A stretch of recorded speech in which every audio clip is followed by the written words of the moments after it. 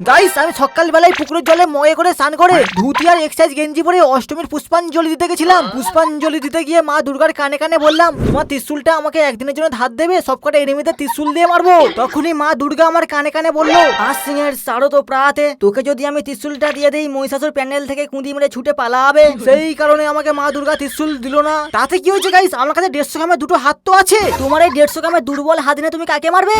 এই দুর্বল হাতটাকে পাওয়ারফুল করার জন্য আমি মাকড়সা নিয়ে এসেছি। আবে শালা কমজোর হলে কি হবে, মাথায় বুদ্ধি আছে, পালা রে পালা। গুরুদেব ধরেছি, তাড়াতাড়ি আসো। আপ তো গিয়া বেটে। আবে শালা মুখের সামনে গুলওয়াল লাগাচ্ছিস। গুরুদেব আমার মালিকের মাথায় বুদ্ধি আছে, প্রত্যেকদিন অ্যামাজন থেকে 5টা করে বুদ্ধি অর্ডার করে আমার মালিক। আমার কাছে আরেকটা মাকড়সা আছে, তোর মালিক এইবারে কি করবে? গুরুদেব নেবো নাকি বন্দুকটা? না বন্দুক নেওয়া নেই, হাতাহাতি মারপিট হবে। কিন্তু আমি তো বন্দুক চালাবো।